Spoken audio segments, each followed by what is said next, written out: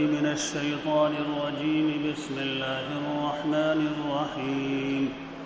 ويسألونك عن ذي القرنين قل سأتلو عليكم منه ذكرا إنا مكنا له في الأرض وآتيناه من كل شيء سببا فأتبع سببا حتى إذا بلغ مغرب الشمس وجدها تغرب في عين حمئة ووجد عندها قوما قلنا يا ذا القرنين إما أن تعذب وإما أن تتخذ فيهم حسنا قال أما من ظلم فسوف نعذبه ثم يرد إلى ربه فيعذبه عذابا نكرا وأما من آمن وعمل صالحا فله جزاء الحسنى وسنقول له من أمرنا يسرا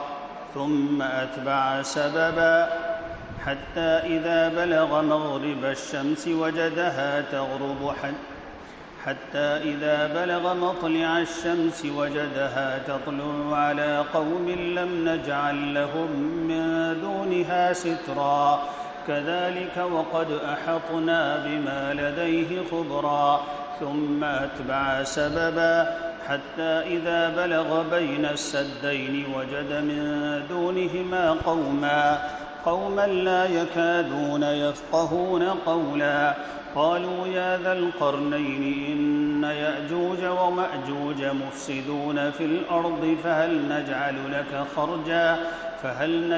لك خرجا على أن تجعل بيننا وبينهم سدا قال ما مكني فيه ربي خير فأعينوني بقوة أجعل بينكم وبينهم ردما آتوني زبر الحديد حتى إذا ساوى بين الصدفين قال انفخوا حتى إذا جعله نارا قال آتوني أفرغ عليه قطرا فما استطاعوا أن يظهروه وما استطاعوا له نقبا قال هذا رحمة من ربي فإذا جاء وعد ربي جعله دكاء وكان وعد ربي حقا وتركنا بعضهم يومئذ يموج في بعض ونفخ في الصور فجمعناهم جمعا وعرضنا جهنم يومئذ للكافرين عرضا الذين كانت أعينهم في غطاء عن ذكري وكانوا لا يستطيعون سمعا.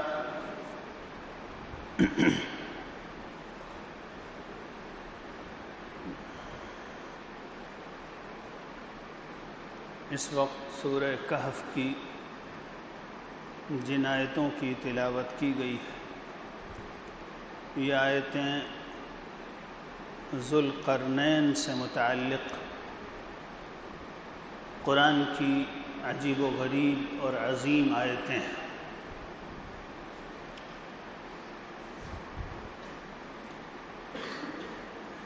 آیت نمبر 83 سے آیت نمبر 101 تک کی آیات ہیں یہ سورہ کہف کی. اس قصے میں قرآن اور رسول اللہ صلی اللہ علیہ وسلم کا ایک معجزہ بھی بیان ہوا ہے اور جو قرآن کا ایک خاص طریقہ ہے کہ وہ کوئی قصہ بیان کرتا ہے کوئی واقعہ بیان کرتا ہے لیکن اسی واقعے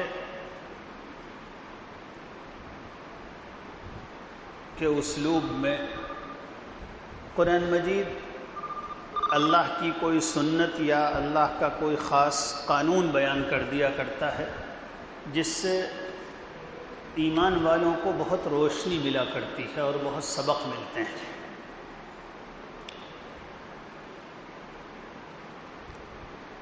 جس وقت قرآن اتر رہا تھا مکے میں، اگرچہ مکے میں اس وقت یہودی نہیں تھے، بنی اسرائیل کے لوگ اس وقت مکے میں نہیں تھے، لیکن عرب کی سرزمین پر بہت دینی مزاج اور شوق رکھنے والے اور بہت دینی علم رکھنے والے یہودی قبائل اور یہودی لوگ آ کر آباد ہو چکے تھے۔ یہود کا اصل علاقہ تو وہ تھا جہاں اب فلسطین کی مظلوم زمین ہے، کچھ مصر کا علاقہ تھا، کچھ عراق کا علاقہ تھا، لیکن یہ جو علاقہ عرب کا تھا، جس میں اس وقت جس کے بڑے حصے پر سعودی عرب آباد ہے، یمن اور عمان آباد ہیں، اور جس کے مشرقی ساحل پر عرب امارات اور قطر وغیرہ ہیں، یہ پورا جو عربین پینسویلا ہے، جزیرہ عرب، یہ اس میں یہود اصلاً آباد نہیں تھے۔ لیکن جیسے جیسے حضرت عیسیٰ علیہ السلام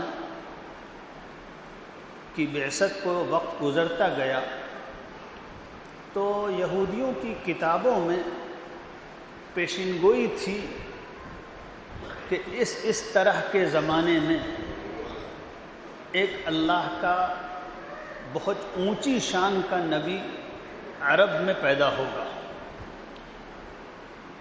اور اللہ تعالیٰ اس کو اور اس کے صحابہ کو سارے عالم میں طاقت عطا فرمائے گا اور ان پر بڑی برکتیں نازل ہوں گی۔ عبدالصمد کہاں ہے؟ عبدالصمد آواز کم کرواؤ، بہت زیادہ آواز ہے۔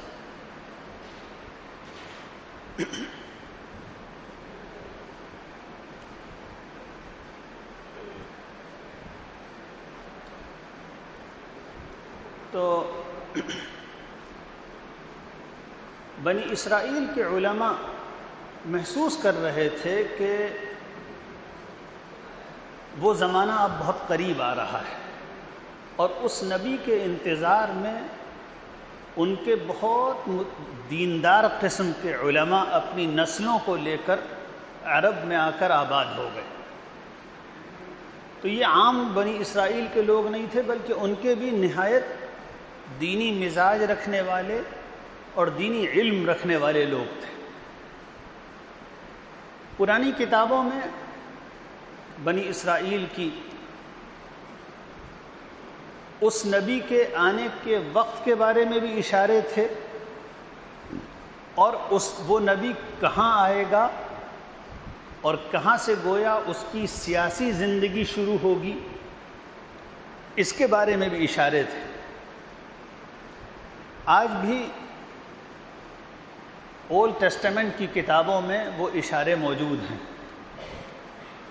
اس میں یہ تھا کہ وہ نبی عرب کے علاقے میں آئے گا، اور عرب کے علاقے میں بھی ایسا شہر ہوگا اس کا جس کے دو طرف نوکیلے پتھر، جسے حرے کہتے ہیں عربی میں، جو والکینک قسم کے پتھر ہوتے ہیں، کالے نوکیلے، اور وہ جب والکین کوئی آتش فشاں بہتا ہے تو وہ دور تک میدان میں اس طرح کے نوکیلے پتھر پیدا ہو جاتے ہیں جن پر چلنا ممکن نہیں ہوتا، اس کو عربی میں حرے کہتے ہیں۔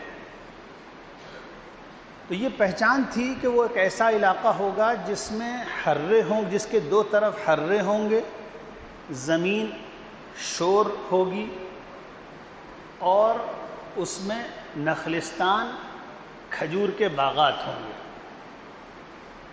تو بنی اسرائیل کے وہ لوگ اپنے علاقوں سے ہجرت کر کے آتے تھے، اور عرب میں جہاں جہاں اس طرح کے علاقے تھے، کھجور کے باغات، دونوں طرف والکینک پتھر ہوتے تھے، وہ وہاں آباد ہو جاتے تھے۔ مثلا مدینے میں آ کر، جس کو پہلے یثرب کہتے تھے، یہود آباد ہو گئے تھے۔ ایسے ہی تیمہ ایک علاقہ اسی قسم کی کی جغرافی کا تھا تو وہاں بھی آباد ہو گئے تھے، ایک علاقہ فدق تھا، ایک علاقہ خیبر تھا، یہاں سب یہودیوں کے دیندار قبائل اس نبی کے انتظار میں آ کر آباد ہو گئے تھے۔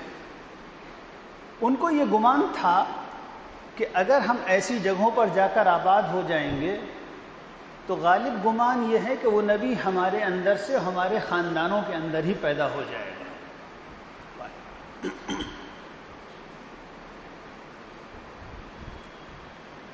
تو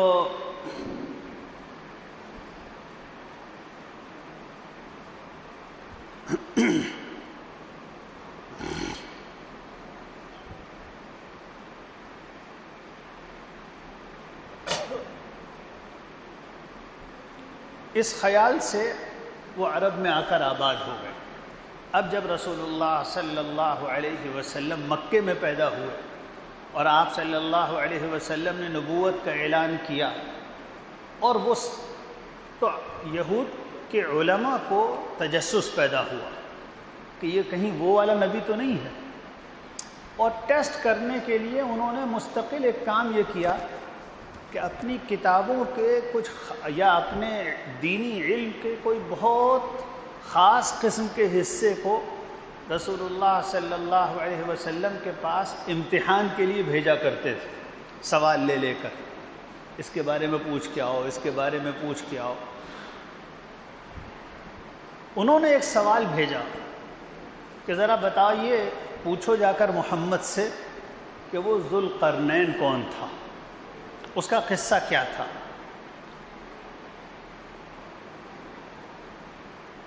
ذوالقرنین کا مسئلہ یہ تھا کہ یہودیوں کی یا بنی اسرائیل کے کتابوں میں بھی اس بادشاہ کا تذکرہ بہت سمبولک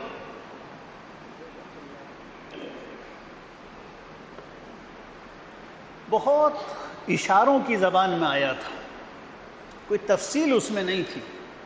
یہود کے بھی بڑے علماء جان پاتے تھے کہ یہ ذوالقرنین کون ہے۔ انہوں نے سوال لے کر بھیجا، رسول اللہ صلی اللہ علیہ وسلم ایسی باریک باتیں کیا جانتے؟ آپ نے جواب دیا کہ ابھی تو میرے پاس اس کا علم نہیں ہے، لیکن ہاں اللہ کی رحمت سے امید ہے کہ عنقریب اللہ تعالیٰ مجھے اس کا علم دے دے گا اور میں تم کو پوری تفصیل بتا دوں گا۔ سأتلو علیکم منہ ذکرا، قرآن میں انشاءاللہ اس کے متعلق آیتیں اتریں گی تب بتاؤں گا، ابھی تو میرے پاس کچھ نہیں ہے۔ اور یہ بات بھی رسول اللہ صلی اللہ علیہ وسلم کی گویا نبوت کی دلیل تھی کہ عرب کا ایک ایسا امی جو عرب سے باہر کبھی نہیں نکلا، مکے سے باہر بھی کبھی کبھار ایک آدھ مرتبہ نکلنا ہوا، اور لکھنا پڑھنا اور پرانی کتابوں کا علم جو تو بہت دور کی بات ہے، اس کو تو اپنا نام لکھنا نہیں آتا تھا۔ اس سے یہود کے علماء اپنے مذہبی کتابوں بلکہ اپنی مذہبی گہرے مذہبی علم کی باریک تفصیلات سے متعلق سوال کرتے تھے، اور وہ پہلا جواب تو یہ دیتا تھا کہ مجھے نہیں معلوم، لیکن پھر اللہ کی طرف سے علم آتا تھا اور بالکل صحیح تفصیلات اس کی طرف سے ارشاد ہوتی تھی۔ یہ ذوالقرنین کا علم ایسا یا اس کا قصہ ایسا باریک مسئلہ تھا کہ قرآن نازل ہونے کے بعد بھی مسلمان علماء اور مفسرین کو اس قصے کا مصداق کیا تھا، کون شخص تھا ذوالقرنین، تاریخ کے کس دور میں ہوا، کس علاقے میں ہوا، وہ کیسا بادشاہ تھا، مفسرین کو بھی اس سلسلے میں بہت کنفیوژن رہا۔ جو قرآن میں لکھ دیا گیا وہ تو معلوم ہو گیا، لیکن یہ بادشاہ کون تھا؟ قرآن اس کو ایک ہسٹوریکل پرسنالٹی، ایک تاریخی شخصیت کے طور پر پیش کرتا ہے کہ تاریخ کے کسی دور میں غیر معمولی شان کا بادشاہ ہوا جس نے اپنی فتوحات سے مشرق و مغرب کو تہوبالا کر دیا، عدل و انصاف کا نظام قائم کیا، نہایت اونچے اخلاق کا، نہایت نرم دل، نہایت انسانوں پر رحمت کرنے والا کوئی بادشاہ تھا۔ تو اگر یہ کوئی ہسٹوریکل پرسنالٹی تھا تو وہ دنیا میں کہاں ہوا؟ پھر قرآن نے اس کے بارے میں بڑی تفصیل سے یہ بھی بتایا کہ فلاں سمت کو اس نے ایک مہم چھیڑی اور جہاد کرتا ہوا وہ گیا، اور ایک بہت دور مقام تک پہنچا تو اس کو ایسی ایسی قومیں ملی، اور اس سمت کو وہ ایکسپیڈیشنز اور مہمات میں نکلا تو وہ ایسے ایسے علاقے تک پہنچا، اور فلاں جگہ اس نے کوئی پہاڑی درے میں زبردست دیوار بنائی جس سے یاجوج و ماجوج کا آنا بند ہو گیا۔ تو اگر ایسی بات ہے تو اس کو معلوم ہونا چاہیے کون تھا وہ، اور تاریخ میں اس کے ثبوت ہونے چاہیے۔ تو مختلف مفسرین کا اس سلسلے میں الگ الگ خیال رہا، اللہ جزائے خیر دے مولانا ابوالکلام آزاد کو۔ انہوں نے میری معلومات کی حد تک مسلمان علماء میں ذوالقرنین پر ایسی تفصیلی تاریخی تحقیق کسی اور نے نہیں کی جیسے مولانا ابوالکلام آزاد نے اپنی تفسیر ترجمان القرآن میں کی ہے۔ واقعہ یہ ہے کہ وہ علماء کے لیے اور جن لوگوں کو تاریخی چیزوں سے شوق ہو ان کے پڑھنے کی چیز ہے۔ ترجمان القرآن میں سورہ کہف کی تفسیر میں انہوں نے بہت تفصیل سے اس کا ذکر کیا ہے۔ واقعہ کچھ یوں تھا کہ حضرت عیسیٰ علیہ السلام سے تقریباً 560 یا 600 سال کے بیچ کی مدت میں پارس میں جسے اس وقت ایران کہتے ہیں، ایران جہاں آباد ہے، خاص طور پہ جنوبی ایران، وہاں ایک شخص پیدا ہوا، اس کا نام ایران وغیرہ میں خسرو لیا جاتا ہے، اسی کا نام یونانی زبان میں گورش یا خورس لیا گیا ہے۔ ایک شخص پیدا ہوا اور ایک چھوٹی سی ریاست کا وہ بادشاہ بنا۔ قرآن سے پتہ چلتا ہے کہ وہ کسی توحید کے اور آخرت پر ایمان لانے والے مذہب کا اتباع کرنے والا تھا۔ قرآن سے یہ معلوم ہوتا ہے۔ قرآن نے اس کے بارے میں جو باتیں ذکر کی ہیں اس سے توحید اور آخرت پر یقین اور اللہ سبحانہ و تعالیٰ کے صحیح دین پر قائم ہونے کا واضح ثبوت ملتا ہے۔ یہ وہی زمانہ ہے جب ایران میں زردشت نامی ایک مذہب کا بانی پیدا ہوا۔ بعد میں زردشت کے مذہب نے خالص شرک کی شکل اختیار کر لی، لیکن بظاہر حضرت ذوالقرنین اسی زردشت کے مذہب کے متبع تھے۔ قرآن نے ذکر کیا ہے کہ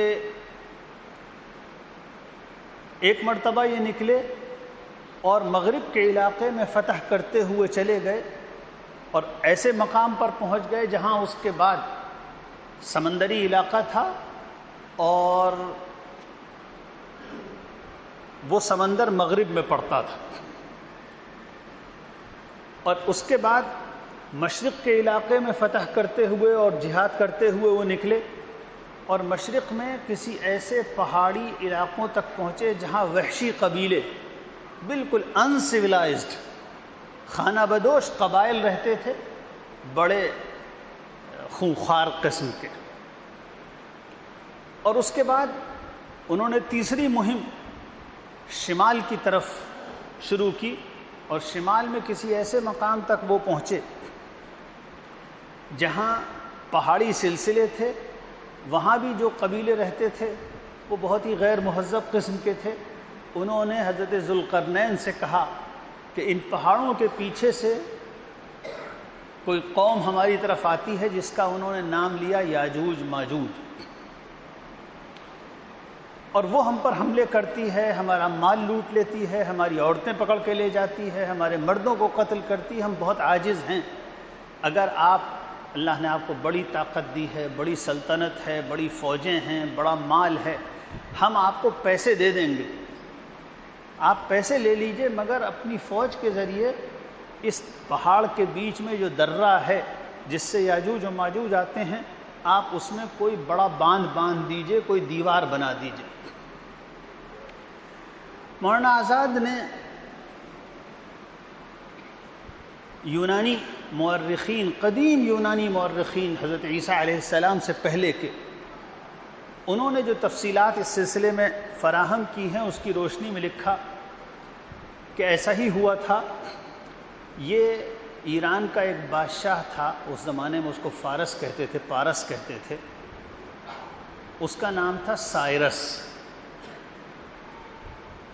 گریک یعنی یونانی مورخین نے اس کا نام سائرس لکھا ہے، اور اسی کو خورس یا خسرو بھی کہتے ہیں، پرشین میں اس کو خسرو کہتے تھے۔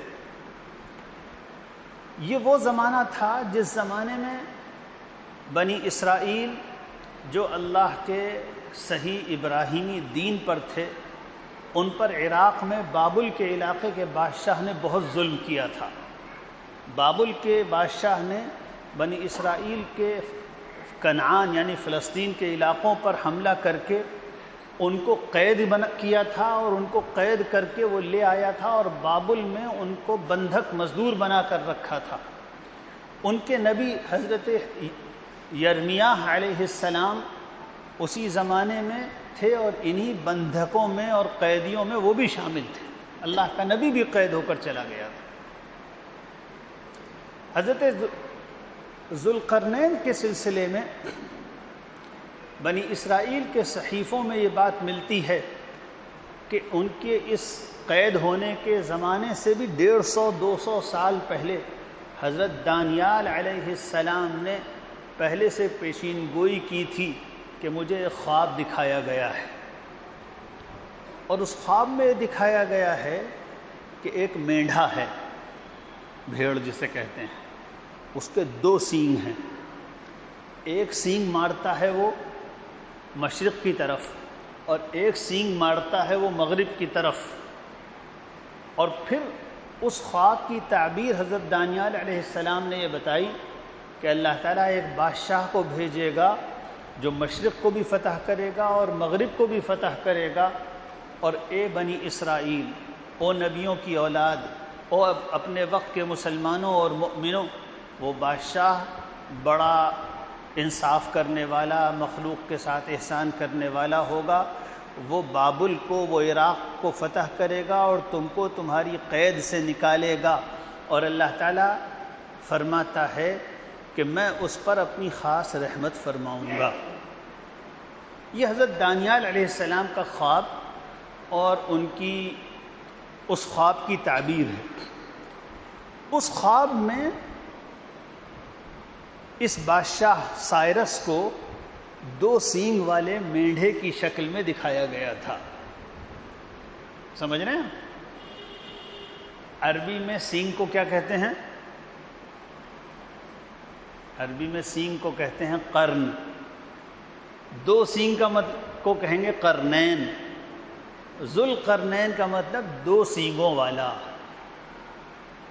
تو بنی اسرائیل کی مذہب کے بہت بڑے علماء جانتے تھے کہ وہ جو ہماری کتاب میں 2 سینگ والے کا تذکرہ ہے اس سے مراد فلاں بادشاہ ہے، اور کوئی نہیں جانتا تھا اس کو۔ تو اس لیے قرآن مجید نے سائرس کا تذکرہ سائرس کے نام سے یا خسرو کے نام سے نہیں کیا، بلکہ ذوالقرنین کے نام سے کیا، کہ یہود آ کر پوچھتے ہیں ذوالقرنین کون تھا، 2 سینگ والا کون تھا؟ مولانا آزاد نے لکھا ہے کہ یہی نہیں، اس زمانے میں بنی اسرائیل سے چونکہ سائرس کو بہت محبت تھی، چونکہ سائرس بھی ایک آسمانی مذہب اور توحید کے مذہب پر تھا، اور بنی اسرائیل بھی توحید کے دین کے لوگ تھے، تو دونوں میں دینی اتحاد تھا، اور اسی وجہ سے سائرس نے جیسے ہی طاقت پائی تو بنی اسرائیل کو بابل اور عراق کی قید سے آزاد کرایا اور ان کو فلسطین میں دوبارہ آباد کیا۔ تو جب ذوالقرنین نے یہ سنا اور بنی اسرائیل نے ان کو بتایا کہ اب سے 150 سال پہلے حضرت دانیال علیہ السلام اور ان کے بعد حضرت یسعیاہ علیہ السلام آپ کے بارے میں یہ پیشین گوئیاں کر چکے ہیں، اور ہماری کتاب میں آپ کے بارے میں انبیاء کے ایسے ایسے خواب ذکر کیے گئے ہیں، تو ذوالقرنین کی یعنی سائرس کی قوم نے بھی اپنے بادشاہ کو 2 سینگوں والے کی طرح پیش کرنا شروع کیا، یہاں تک کہ ایران میں ایک جگہ ہے استخر، وہاں آرکیولوجیکل کھدائیوں کے درمیان کے ذریعے کچھ قدیم مجسمے نکلے، تو سائرس کا جو مجسمہ اور اس کا جو اسٹیچو نکلا تو اس کے سر پر ایک تاج ہے اور اس تاج میں 2 سینگ ہیں۔ یہ ہے قرآن کا وہ بیان کہ اس سائرس کا لقب تھا 2 سینگ والا۔ تو ایسا غالباً ہوا کہ جب ذوالقرنین کی یا سائرس کی قوم کو معلوم ہوا کہ اللہ کے نبیوں نے خواب میں ہمارے بادشاہ کو سائرس کو 2 سینگ والے کی شکل میں دیکھا، تو انہوں نے بھی اس کا مجسمہ جو بنایا اور اس کی جو یادگار بنائی تو اس کے سر پر 2 سینگ کا تاج بنایا۔ ان کی تاریخ سے یہ معلوم ہوتا ہے کہ سائرس جس زمانے میں پیدا ہوا، خود اس کے ملک پارس میں اور اس کے شمال میں ایک ریاست تھی میڈیا اور پارس میں سخت ظلم تھا۔ تو سب سے پہلے سائرس نے یہ کیا کہ اپنے ملک کا ظلم ختم کیا، عدل قائم کیا، مظلوموں کی مدد کی، دولت کی صحیح تقسیم کی، لینڈ ریفارمز کیے، زمینوں کو غریب امیروں سے اور زمینداروں سے لے کر غریبوں میں بھی بانٹا۔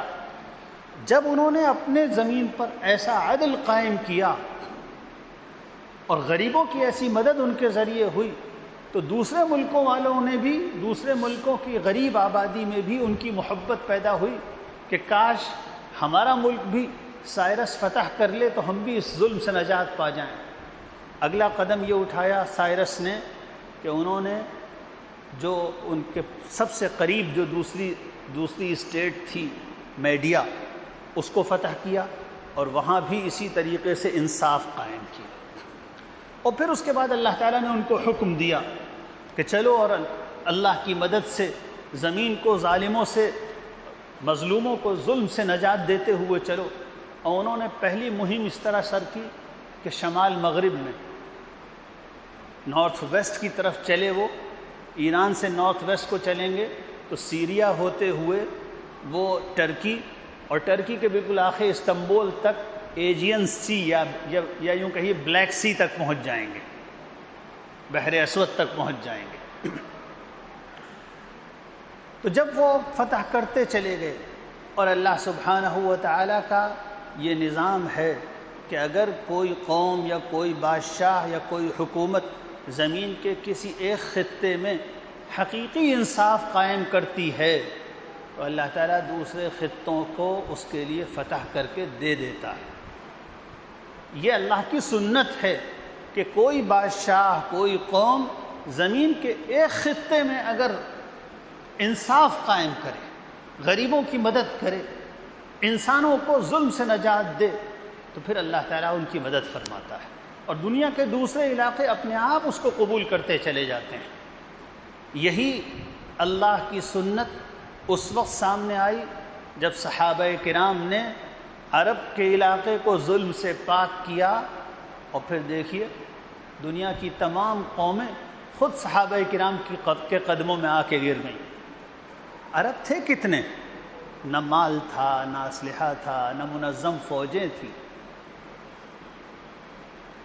جس وقت صحابہ کرام نے تقریباً 50% دنیا فتح کی ہے، ان کے پاس لسٹڈ فوجی نہیں تھے۔ انہوں نے رضاکاروں سے، والنٹیئرز سے 50% دنیا فتح کی تھی، لسٹڈ فوجیں بھی نہیں تھیں۔ ایسے فوجیں جن باقاعدہ جن کی بھرتی ہو، جن کی ٹریننگ ہو، جن کو تنخواہ دی جائے، کچھ نہیں تھا۔ اپنا اونٹ لو اور چلو جہاد میں، اپنی تلوار خود خریدو، اپنا سفر خرچ خود برداشت کرو۔ کہیں ایسا ہوا کرتا ہے؟ لیکن وجہ یہ تھی کہ آس پاس کی قوموں کو معلوم تھا کہ یہ دنیا کے سب سے بہتر لوگ ہیں، یہ ہمارے علاقے میں آ جائیں گے تو صدیوں کے ظلم سے ہماری قوم کو نجات مل جائے گی۔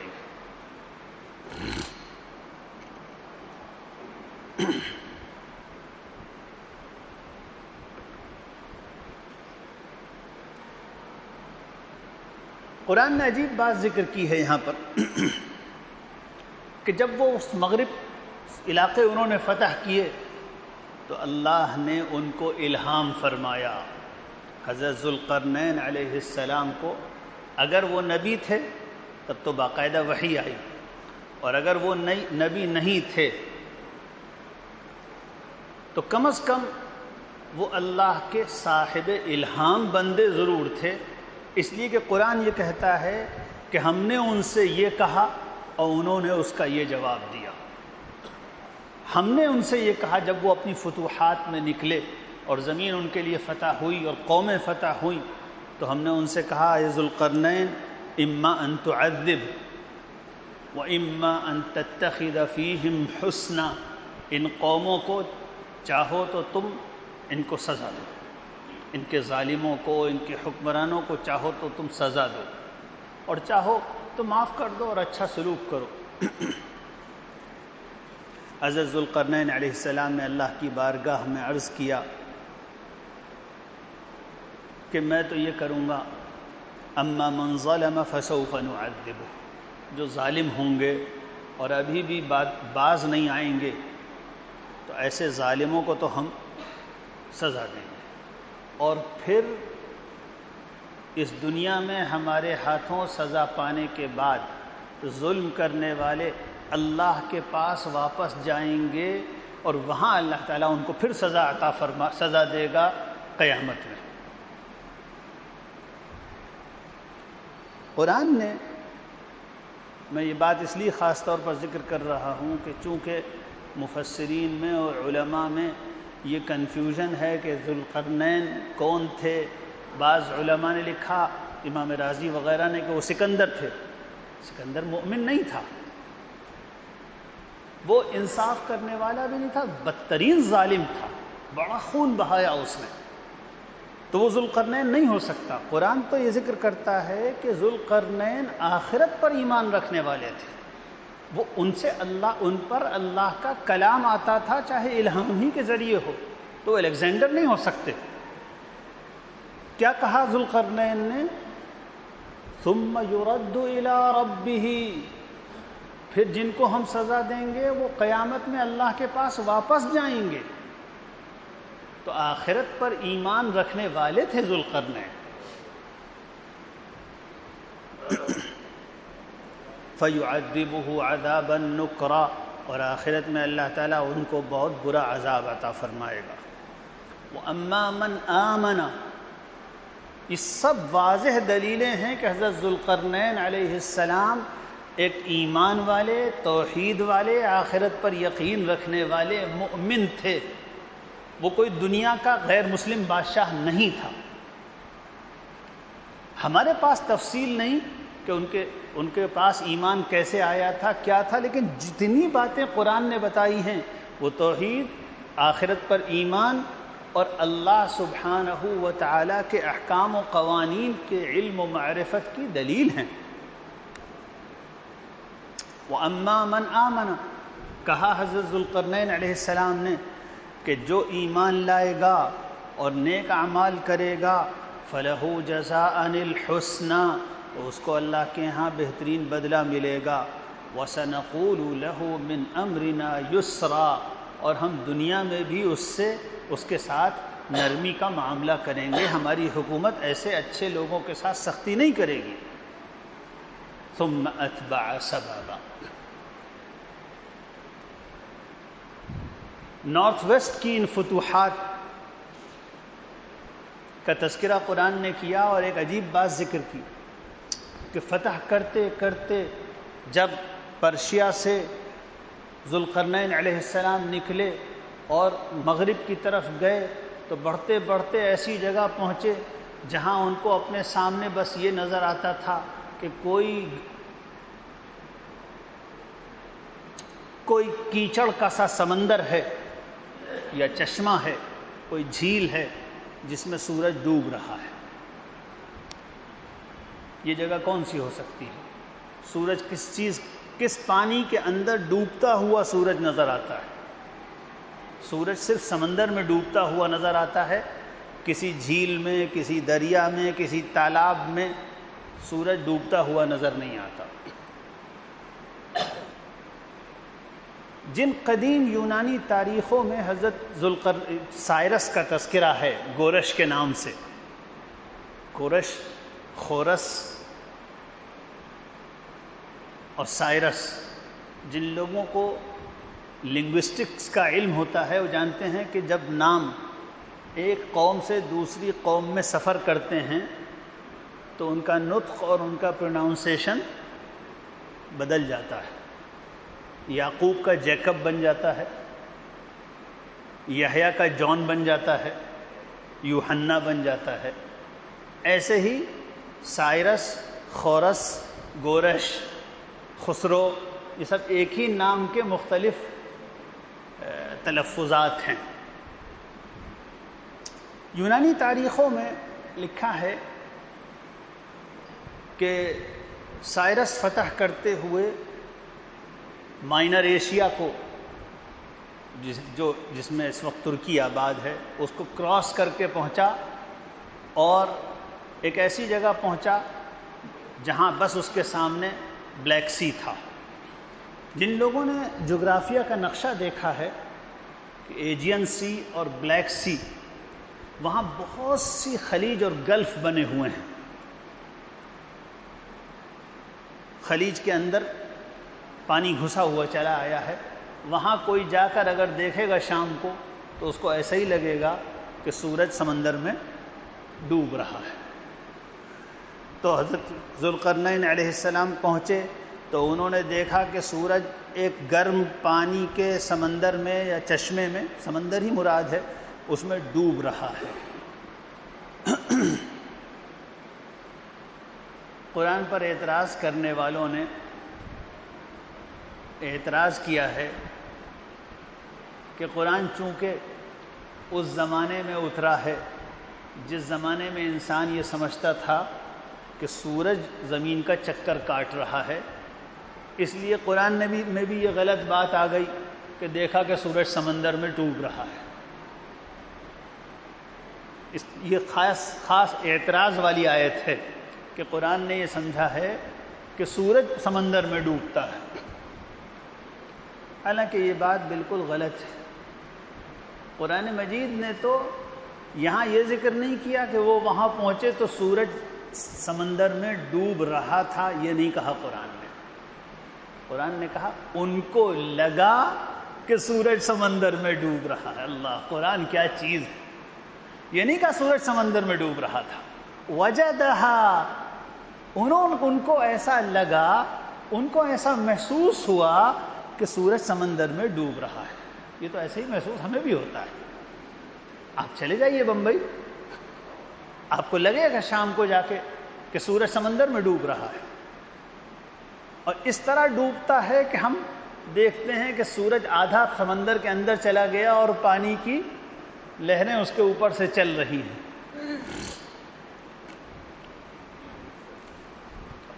قرآن کا معاملہ تو یہ ہے، قرآن نے اس دور میں سورج کے چلنے کا ذکر قرآن میں کیا تھا جب کوئی تصور نہیں کرتا تھا، دنیا میں کوئی نہیں سمجھتا تھا کہ سورج بھی کوئی سفر کر رہا ہے۔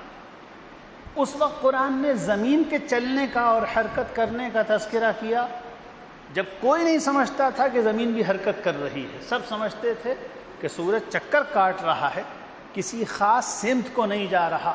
سب سمجھتے تھے کہ زمین ایک جگہ اسٹل اور رکی ہوئی ہے، سورج اس کا چکر کاٹ رہا ہے۔ لیکن قرآن نے بہت اشارے کی زبان میں، ایسی زبان میں کہ جس وقت قرآن اتر رہا تھا اس وقت کے لوگ تو نہ سمجھ سکیں، اس لیے کہ اگر اس وقت کے لوگوں کے سامنے یہ کہا جاتا کہ زمین چکر کاٹ رہی ہے تو سب کافر ہو جاتے۔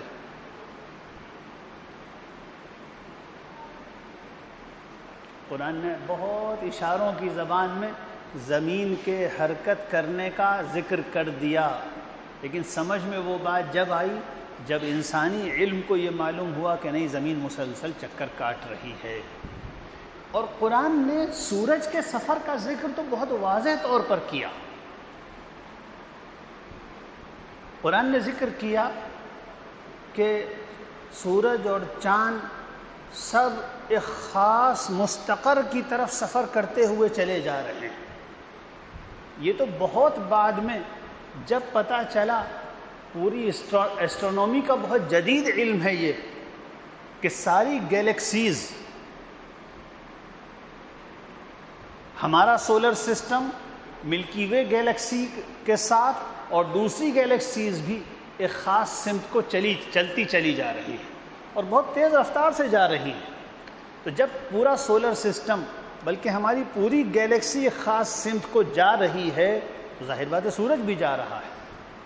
وَالشَّمْسُ تَجْرِي لِمُسْتَقَرٍّ لَهَا، سورج چل رہا ہے ایک ایسی جگہ کی طرف جو اس کا فائنل ڈیسٹینیشن ہے. مستقر، چکر کاٹنے والی چیز کو یہ نہیں کہا جاتا کہ وہ فائنل ڈیسٹینیشن کی طرف جا رہی ہے.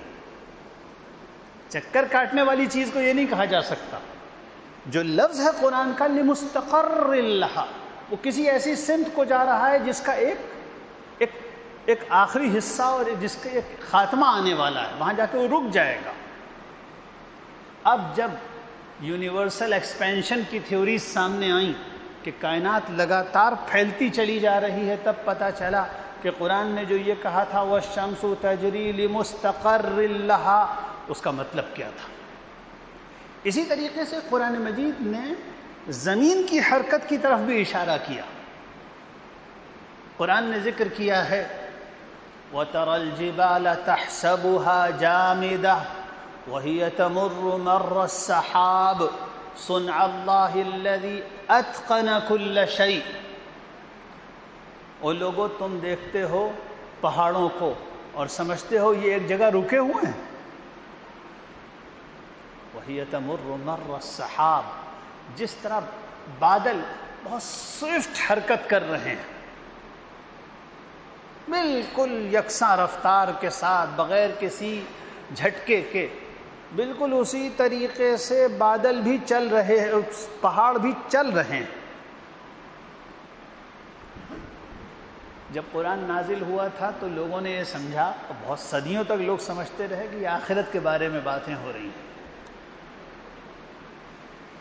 لیکن جب پتہ چلا کہ نہیں، زمین حرکت کر رہی ہے اور پہاڑ بھی زمین کے ساتھ مسلسل چکر کاٹ رہے ہیں، اور دو حرکتیں ہیں، ایک زمین روٹیٹ کر رہی ہے اور دوسری حرکت یہ ہے کہ سورج کے ساتھ کے چکر کاٹ رہی ہے، اور تیسری حرکت یہ ہے کہ سورج اپنے پورے سولر سسٹم کو لے کر ایک طرف کو چلا جا رہا ہے. 3 طرح کی حرکتیں ہیں زمین کی. تو جب یہ معلوم ہوا اور پھر آیت میں غور کیا گیا تو بہت سے نقطے سامنے آئے. میں اس وقت صرف ان میں سے ایک بات ذکر کرتا ہوں، باقی باتیں زیادہ باریک اور خاص طور پر عربی زبان کی گہری جانکاری رکھنے والے لوگوں کے سمجھنے کی ہیں. لیکن ایک بات ہر سمجھدار آدمی سمجھ سکتا ہے. قرآن نے یہاں پر یہ کہا ہے صنع اللہ الذی اتقن کل شیء. زمین تم پہاڑ کو دیکھ رہے ہو اور تم سمجھتے ہو کہ وہ رکے ہوئے ہیں جبکہ وہ چکر کاٹ رہے ہیں. پھر یہ نہیں کہا یہ قیامت میں ہوگا، صنع اللہ الذی اتقن کل شیء، یہ اس اللہ کی بناوٹ ہے جس نے ہر چیز کو بہت ماسٹرلی کرافٹ کیا ہے، جس نے ہر چیز کو بہت خوبی سے بنایا ہے. یہ اس کی بناوٹ ہے. یہ بناوٹ قیامت کی چیز کو نہیں کہا جائے گا. جب چیز آج بھی چل رہی ہے اس کے بارے میں کہا جائے گا کہ یہ اللہ کی بناوٹ ہے.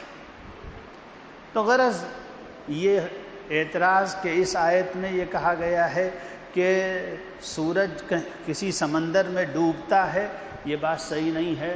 اس آیت میں تو اللہ تعالیٰ نے یہ فرمایا ہے کہ ذوالقرنین کو یہ لگا اور انہوں نے ایسا پایا اور محسوس کیا کہ سورج کسی سمندر میں ڈوب رہا ہے.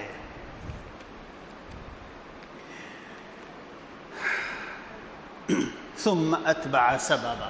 نارتھ ویسٹ کی ان فتوحات کے بعد حضرت ذوالقرنین نے اپنی فتوحات کا سلسلہ جاری رکھا.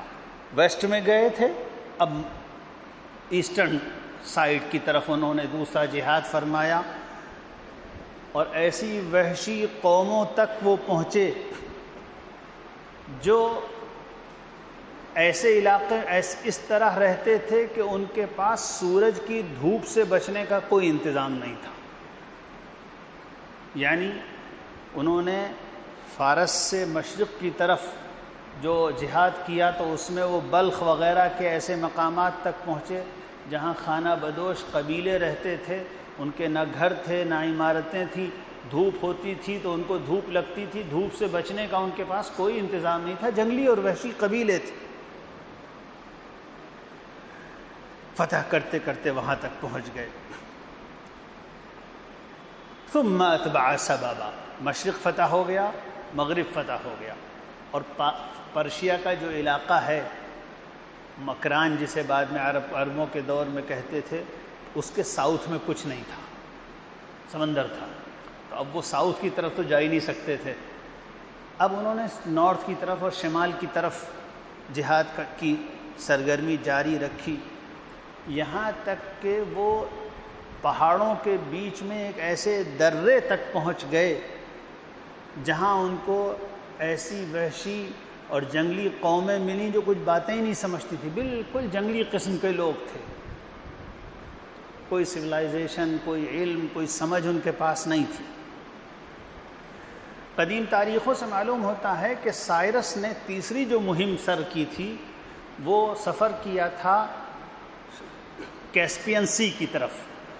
داہنی طرف کیسپین سی تھا اور بائیں طرف قفقاز کے یا کیکس کے پہاڑ تھے جس پر اس وقت آرمینیا اور آذربائیجان وغیرہ کے ملک ہیں. یہاں یہ بہت اونچے اونچے پہاڑ تھے. اس کے پیچھے اس کے نارتھ میں یورپین قومیں اور رشین قومیں آباد تھیں.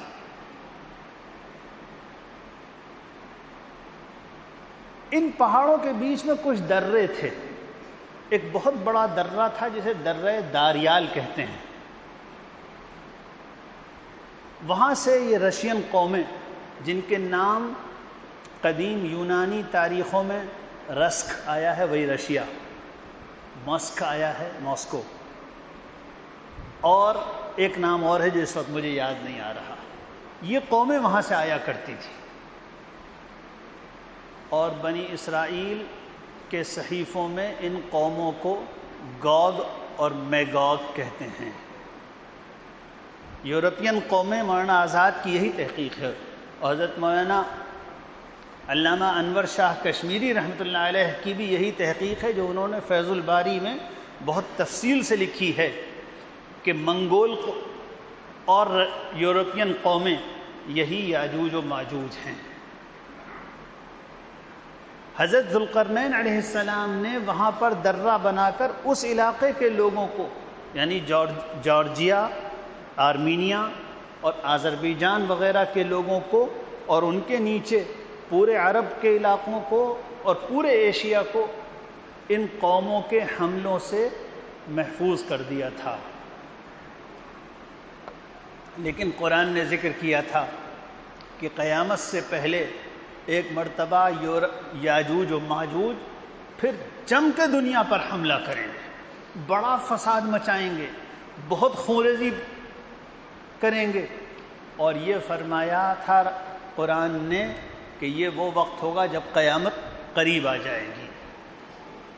حضرت علامہ انور شاہ کشمیری رحمۃ اللہ علیہ اور مولانا ابوالکلام آزاد اور بہت سے محققین کی رائے یہ ہے کہ یاجوج کا حملہ ہوا تھا جب عالم اسلام پر تاتاریوں نے اور منگول قوموں نے حملہ کیا تھا, اور ماجوج کا حملہ ہوا کب؟ جب یورپین قوموں نے حملہ کیا, اور جو ابھی تک جاری ہے. یورپین قومیں, اور یہی اینگلو سیکسن نسل امریکہ ہے, یہی کینیڈا ہے, یہی آسٹریلیا کے لوگ ہیں, یہی نیوزی لینڈ کے لوگ ہیں, یہی پورا ویسٹرن یورپ ہے, یہی یورپین قومیں ماجوج ہیں. اور ان کا حملہ ہو چکا ہے اور پوری دنیا پہ دراصل انہی کا غلبہ ہے. اور جتنا فساد یاجوج و ماجوج نے مچایا ہے, جتنی خونریزی کی ہے, جتنی دولتیں لوٹی ہیں, جتنے ملکوں کو تاراج کیا ہے, جتنی قوموں کے خزانے لوٹے ہیں, دنیا میں اخلاقی, دینی, معاشی فساد پھیلایا ہے, اتنا فساد آدم علیہ الصلاۃ والسلام سے لے کر آج تک کسی نے نہیں بچایا۔ اور قرآن نے کہا تھا وَاقْتَرَبَ الْوَعْدُ الْحَقُّ، جب یاجوج و ماجوج کھجیں گے کیا ہوگا؟ بس پھر قیامت قریب ہوگی۔ علماء محققین کی رائے یہی ہے کہ یاجوج و ماجوج دنیا میں آ چکے ہیں، اسی لیے پچھلے ہفتے اگرچہ ان آیتوں کا درس ہونا تھا اور میں عام طور پر راستے میں مطالعہ کر لیا کرتا ہوں، لیکن میں نے جب راستے میں اس کو پڑھنا شروع کیا تو مجھے یاد آیا، خیال ہوا کہ بہت پہلے کبھی میں نے اس کا پورا تفصیلی اور تحقیقی مطالعہ کیا تھا، اب باتیں پوری مستحضر نہیں ہیں، اس لیے ان آیتوں کا درس پچھلے ہفتے میں نے نہیں دیا، پچھلے مہینے۔ اچھی طرح سمجھ لینا چاہیے، صرف علمی سیر اور تفریح کے لیے یہ درس یا کم از کم ان آیتوں کا مطالعہ نہیں کرنا چاہیے۔ یاجوج و ماجوج کے دور میں ہم لوگ ہیں۔ حضرت ذوالقرنین علیہ الصلاۃ والسلام کے ذریعے اللہ تعالیٰ نے ان قوموں کا ایشیا میں داخلہ بند کر دیا تھا، لیکن بعد میں دوسرے ذرائع کے ذریعے ان قوموں کا حملہ ہوا، اور قرآن نے یہ کہا تھا کہ جب ان کا حملہ ہوگا تو پھر قیامت قریب ہوگی۔ اب قیامت زیادہ دور نہیں ہے، قیامت کی نشانیاں بہت تیزی کے ساتھ ظاہر ہو رہی ہیں۔ علماء نے رسول اللہ صلی اللہ علیہ وسلم کی احادیث اور قرآن مجید سے سمجھ کر یہ بات بیان کی ہے کہ قیامت کی نشانیاں دو قسم کی ہیں۔ ایک نشانی ہوگی، ایک قسم ہے چھوٹی نشانیاں، آیات صغریٰ، اور ایک قسم ہے آیات کبریٰ، بڑی نشانیاں۔ قیامت کی چھوٹی نشانیاں وہ نشانیاں ہیں جن کے ظاہر ہونے کے بعد قیامت فوراً نہیں آ جائے گی لیکن قریب آ چکی ہے، اور قیامت کی بڑی نشانیاں وہ نشانیاں ہیں کہ جن میں اور قیامت میں زیادہ فاصلہ نہیں ہوگا، مثلا سورج کا مغرب سے نکلنا اور اس طرح کی چیزیں۔ تو آیات صغریٰ اور چھوٹی نشانیاں تو پے در پے ظاہر ہو رہی ہیں۔ اتنی نشانیاں جو قرآن میں اور رسول اللہ صلی اللہ علیہ وسلم نے بیان فرمائی تھی ظاہر ہو رہی ہیں کہ واقعہ یہ ہے کہ ایک ریسرچ پیپر کا موضوع ہے کہ وہ نشانیاں جو حضور صلی اللہ علیہ وسلم نے بیان فرمائی تھیں اور ظاہر ہو چکی ہیں، مثلا حضور اکرم صلی اللہ علیہ وآلہ وسلم نے بتایا تھا کہ قیامت کے قریب ٹائم بہت تیز ہو جائے گا، بہت تیز وقت گزرے گا۔ کیا سمجھا ہوگا لوگوں نے اس وقت جب حضور نے یہ بات فرمائی تھی کہ قیامت کے سے پہلے ٹائم بہت تیز گزرے گا؟ ٹائم کیسے تیز گزر سکتا ہے؟ وہ تو 24 گھنٹے ہی لگیں گے دن میں۔ لیکن ہمیں نظر آ رہا ہے، ہم لوگ جن کی عمر کچھ زیادہ ہو گئی محسوس کر رہے ہیں کہ 20 سال پہلے ٹائم اتنا تیز نہیں گزرتا تھا جتنا اب تیز گزر رہا ہے، 40 سال پہلے وقت اتنا تیز نہیں گزر رہا تھا جتنا تیز اب گزر رہا ہے۔ وقت کی بے برکتی، زیادہ وقت میں کم کام ہو پانا، حیرت ہے۔ ایکوپمنٹس اتنے ترقی یافتہ، پہلے ہم لوگ خط لکھتے تھے 15 دن میں پہنچتا تھا، اب سیکنڈوں میں کمیونیکیشن ہوتا ہے۔ اس کے لحاظ سے ہمارا پروڈکشن بڑھنا چاہیے تھا کہ نہیں بڑھنا چاہیے تھا؟ نہیں بڑھ پا رہا، الٹا ہو گیا۔ آج ہم لوگوں کی فنگر ٹپ پہ پوری لائبریریز ہیں۔ میرے لیپ ٹاپ میں اتنی کتابیں ہیں اسلامک اسٹڈیز سے متعلق جتنی انڈیا کی کسی لائبریری میں نہیں، اور سرچ آپشنز اور سرچ کے ٹولز کے ساتھ، لیکن علم ختم ہو گیا۔ اس وقت علم زیادہ تھا جب لوگ اپنے قلم سے کتابیں لکھتے تھے۔ تو یہ سب نشانیاں بہت تیزی کے ساتھ ظاہر ہو رہی ہیں، آیات صغریٰ ظاہر ہو رہی ہیں۔ ان آیات پر غور کرتے ہوئے اور پڑھتے ہوئے خاص طور پر یہ سمجھنا چاہیے کہ اب قیامت کا وقت قریب ہے، اور جس مومن کو قیامت کا وقت قریب لگے اس کو بہت سنجیدگی کے ساتھ تیاری بڑھا دینی چاہیے۔ کب تک دھوکے میں رہیں گے ہم لوگ؟ کب تک دھوکے میں رہیں گے؟ کتنی عمر ضائع کریں گے؟ کتنا وقت ضائع کرتے ہیں. بہت عبرت حاصل کرنے کی نیت سے سوچنا چاہیے کب تیاری کریں گے. وقت گزرتا جا رہا ہے، معلوم ہے قیامت قریب آ رہی ہے، لیکن سب وقت ضائع ہو رہا ہے. کسی مسلم محلے میں سے گزریے تو معلوم ہوتا ہے اس قوم کو صرف کھانے پینے کے لیے پیدا کیا گیا ہے. ذرهم يأكلوا ويتمتعوا ويلههم الأمل فسوف يعلمون. اے محمد ان نا سمجھو کو چھوڑ دو، ان کو عقل نہیں آئے گی، کھائیں پئیں مزے کریں. یہ کافروں کے بارے میں کہا ہے قرآن میں.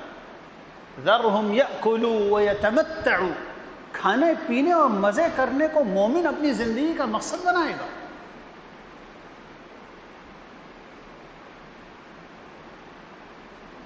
روز ہمارے یہاں سے جنازے نکل رہے ہیں، مگر حقیقت یاد ہی نہیں آتی کہ ہم بھی بہت تیزی کے ساتھ جا رہے ہیں. وہی وقت ضائع کرنا. کسی مجلس میں بیٹھ گئے تو 1 گھنٹے تک باتیں کرنا.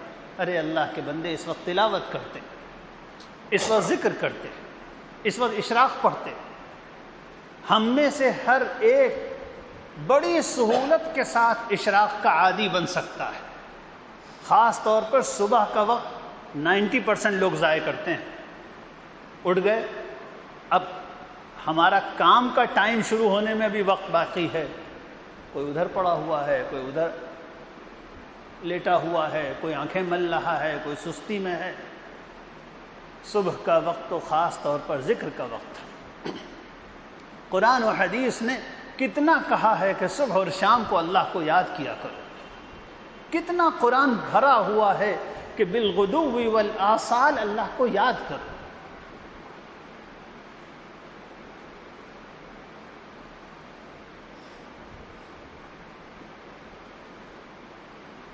صحابہ کرام سے قرآن مجید نے تہجد کا تذکرہ کیا. مجھے یہ آیتیں بہت آنکھیں کھولنے والی لگتی ہیں. سورہ مزمل کی تہجد کا تذکرہ کیا. کہا اے محمد ہم جانتے ہیں تم اور تمہارے اوپر ایمان لانے والوں کی ایک تعداد آدھی رات تہجد پڑھتی ہے، 2/3 رات تہجد میں کھڑی رہتی ہے، 1/3 رات تہجد میں کھڑی رہتی ہے، یا اس سے کچھ کم. پھر اس کے بعد تہجد کا حکم دیتے ہوئے کہا کہ اللہ جانتا ہے کہ تم میں کچھ مریض ہوں گے، کچھ جہاد کے لیے جا رہے ہوں گے، کچھ لوگ تجارت کا سفر کر رہے ہوں گے، تو اتنی لمبی تہجد نہیں پڑھ سکتے، تو مختصر پڑھ لیا کرو. مریض ہوں گے تب بھی کہا تہجد پڑھ لیا کرو. اللہ تعالی ہم لوگوں کو توفیق نصیب فرمائے. رسول اللہ صلی اللہ علیہ وسلم کے درجات اللہ تعالیٰ بلند فرمائے. آپ نے آسان تہجد کا راستہ بتا دیا. آخر رات میں نہ اٹھ سکو تو سونے سے پہلے چند رکعتیں تہجد کی نیت سے پڑھ لیا کرو. 2 رکعت پڑھ لو، 4 رکعت پڑھ لو. یاجوج ماجوج بھی آ گئے، قیامت کے آثار ظاہر ہونے لگے. مومن کو تو قیامت کے آثار دیکھ کر ہمتاً آخرت کی تیاری میں مشغول ہو جانا چاہیے. اللہ تعالیٰ میرے لیے اور آپ کے لیے اس عبرت کے سبق کو فائدے کا ذریعہ بنا دے. میرے بھائیوں اور دوستوں، قیامت کے قریب آنے کے ساتھ ساتھ آزمائشوں کا دور بھی آ رہا ہے. خوب قرآن نے اور حدیث نے بتایا کہ جیسے جیسے قیامت قریب آئے گی ایمان کا امتحان بہت سخت ہوگا. ایمان کا امتحان ہوگا. حدیث میں آتا ہے رسول اللہ صلی اللہ علیہ وسلم نے فرمایا لا تقوم الساعة حتى يكون الناس في فسطاطين، فسطاط ایمان لا نفاق فيه وفسطاط نفاق لا ایمان فيه. قیامت سے پہلے مسلمانوں کو اس حال میں رلا ملا، اچھے برے سب رلے ملے ہیں، اس طرح چھوڑا نہیں جائے گا. ایسے حالات دنیا میں پیدا کیے جائیں گے کہ ایمان والے 2 کیمپوں میں بٹ جائیں گے. ایک ایمان والا کیمپ ہوگا جس میں خالص مؤمن ہوں گے، ذرہ برابر نفاق نہیں ہوگا، اور مسلمانوں ہی کا دوسرا کیمپ نفاق کا کیمپ ہوگا جس میں سب منافق ہوں گے، ذرہ برابر ایمان نہیں ہوگا۔ حالات ایسے آ گئے ہیں، آنکھیں اگر کوئی کھول لے تو نفاق نظر آئے گا۔ کون اللہ کے علاوہ غیر اللہ کو خوش کرنے کے لیے اپنے دین کو بیچنے کے لیے تیار ہے؟ کتنے لوگ ہیں جو غیر اللہ کو راضی کرنے کے لیے توحید میں بھی مداہنت کرنے کو تیار ہے۔ تقسیم ہو رہی ہے، چھان پھٹک کا عمل جاری ہے۔ اللہ تعالی ہم سب لوگوں کو اپنے نسلوں کی، اپنے گھر والوں کی حفاظت کی فکر نصیب فرمائے۔ خوب اہتمام رکھیے، توحید پر جمنا ہے۔ اس زمانے کا خاص کام اور خاص مشن، اس زمانے میں ایمان کا خاص تقاضا ہر مسلمان کو۔ اور آپ لوگ تو درس قرآن میں آنے والے مرد اور عورتیں ہیں، آپ عام مسلمان نہیں ہیں، آپ لوگ قرآن سے تعلق رکھنے والے مسلمان ہیں۔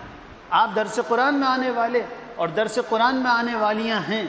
یہ پیغام قرآن کا خود بھی لیجئے اور اپنے گھر والوں کو، اپنے دوستوں کو جا کر دیجئے۔ اس زمانے کا خاص مشن ایک اکیلے اللہ کی عبادت، ایک اکیلے اللہ کی اطاعت، ایک اکیلے اللہ سے وفاداری، اس کے علاوہ سب کا انکار۔ مومن اس وقت تک مومن نہیں ہو سکتا جب تک کہ یہ نہ کہے میں ایک اللہ کا بندہ ہوں، باقی سب کی بندگی کا انکار۔ میں نہ دکان کا بندہ، نہ خاندان کا بندہ، نہ اولاد کا بندہ، نہ بیوی کا بندہ، میری وفاداری تو صرف اللہ کے لیے ہے۔ اللہ سے یہ وفاداری کا، اخلاص کا، عبدیت کا، اللہ سے جڑ جانے کا یہ والا تعلق، یہ ہے توحید۔ اور زمانہ اسی سے ہم کو دور کرنا چاہتا ہے۔ زمانہ ہم سے کہتا ہے وفاداری وطن کے لیے رکھو، وفاداری قوم کے لیے رکھو، وفاداری اولاد کے لیے رکھو، وفاداری دکان اور پیسے کے لیے بنا لو۔ جس نے اپنی وفاداری پیسے کے لیے بنائی وہ پیسے کا بندہ ہے، اللہ کا بندہ نہیں ہے۔ حدیث میں آتا ہے رسول اللہ صلی اللہ علیہ وآلہ وسلم نے فرمایا تعیس عبد الدینار تعیس عبد الدرہم، روپیے پیسے کا پجاری برباد ہو جائے، روپیے پیسے کا پجاری برباد ہو جائے، دینار کا پجاری برباد ہو، درہم کا پجاری برباد ہو۔ تو کسی نے پوچھا ہے اللہ کے رسول درہم کا پجاری کون، پیسے کا پجاری کون؟ آپ نے فرمایا وہ جس کو مل جائے تو بہت خوش، نہیں ملے تو بہت ناراض۔ یعنی ساری خوشی صرف پیسہ ہے۔ سوچنا چاہیے جس کی ساری خوشی، جس نے اپنی زندگی کا آبجیکٹ اور مقصد صرف اور صرف پیسے کو بنا لیا، پیسہ ملا تو خوش، نہیں ملے تو نہیں خوش، اس کا مطلب اس نے اللہ کو اپنی زندگی کا مقصد نہیں بنایا۔ یہ بھی توحید کے خلاف ہے، یہ ایمان کے خلاف ہے۔ میں سچ عرض کرتا ہوں اس زمانے کے مسلمانوں کی اکثریت ایمان کی حقیقت کو نہیں سمجھتی۔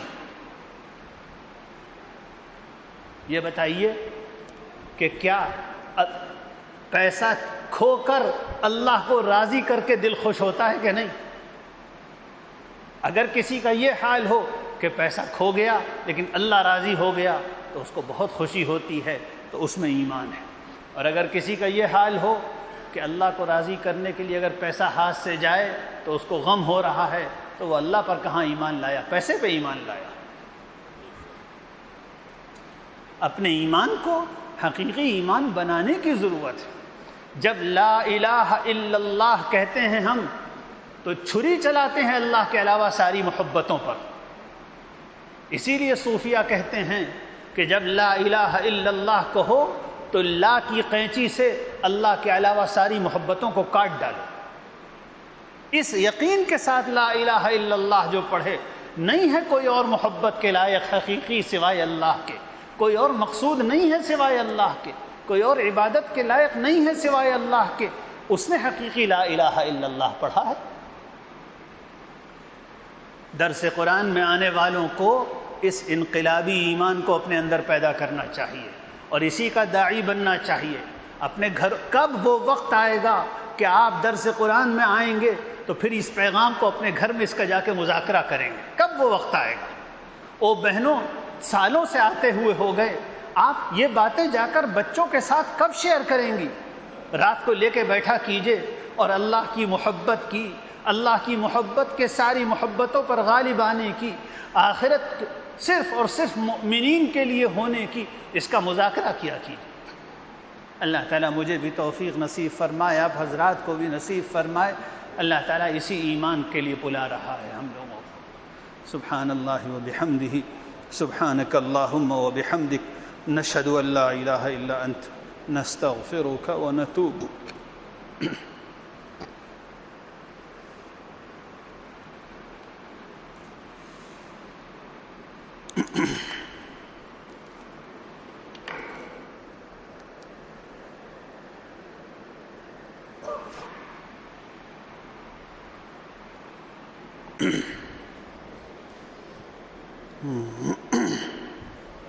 سبحان اللہ و بحمدہ، سبحانک اللہم و بحمدک، نشہد ان لا الہ الا انت، نستغفرک و نتوب الیک. اللہم صل علی سیدنا و مولانا محمد وعلی آل سیدنا و مولانا محمد وبارک وسلم. ربنا ظلمنا انفسنا وإن لم تغفر لنا وترحمنا لنكونن من الخاسرين. ربنا آتنا في الدنيا حسنة وفي الآخرة حسنة وقنا عذاب النار. اللهم آت نفوسنا تقواها وزكها أنت خير من زكاها، أنت وليها ومولاها. اللهم اجعل حبك أحب الأشياء إلينا، واجعل خشيتك أخوف الأشياء عندنا، واقطع عنا حاجات الدنيا بالشوق إلى لقائك. وإذا أقررت أعين أهل الدنيا من دنياهم فأقر عيني من عبادتك. لا إله إلا أنت سبحانك إنا كنا من الظالمين. اللهم إنا نعوذ بك من الفتن كلها ما ظهر منها وما بطن. اللهم نجنا من الفتن.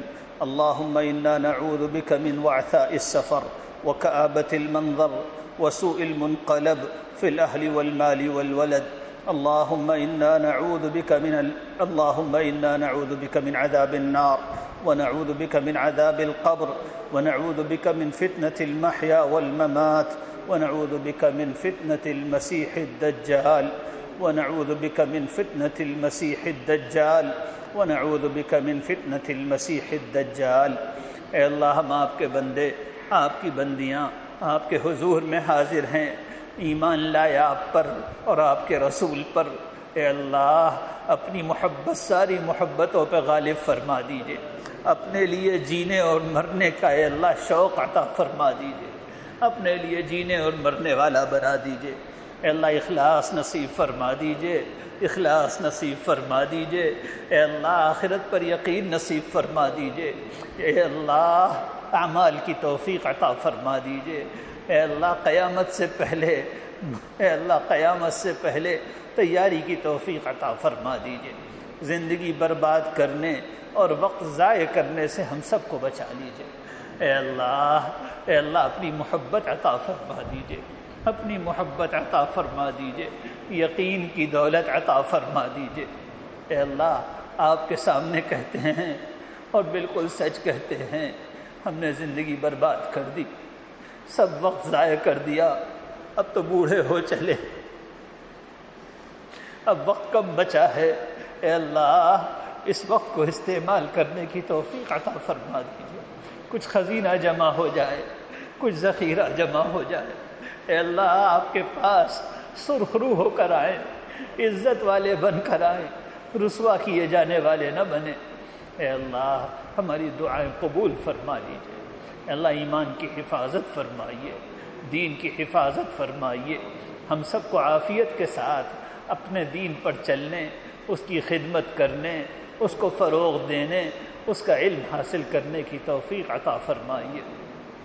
اے اللہ، ہمیں کشادہ روزی عطا فرمائیے، عافیت کی، سکون کی کشادہ روزی عطا فرمائیے، پریشانیوں سے نجات عطا فرمائیے. اے اللہ، کفایت شعاری کی توفیق عطا فرمائیے، مال میں برکت عطا فرمائیے، وقت میں برکت عطا فرمائیے. اے اللہ، ہر طرح کا فضل فرما دیجئے، حق کو غالب فرما دیجئے، مظلوموں کی مدد فرما دیجئے۔ اے اللہ ہم سب کو صبر و ثبات اور ہمت عطا فرما دیجئے، جزع و فزع، گھبراہٹ اور اے اللہ افسوس سے ہم سب کو نجات عطا فرما دیجئے۔ ربنا علیک توکلنا وإلیک انبنا وإلیک المصیر، ربنا لا تجعلنا فتنة للذین کفروا واغفر لنا ربنا إنك على كل شيء قدير۔